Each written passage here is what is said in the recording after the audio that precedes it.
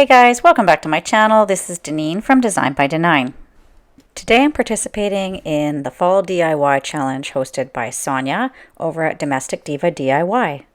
I've left a link to Sonja's channel in my description box below, so be sure to go and check her out. So here's my fall decor DIY. This is a hurricane style candle holder that you can use on its own or as a centerpiece, or you can use it in your entryway like I've done here.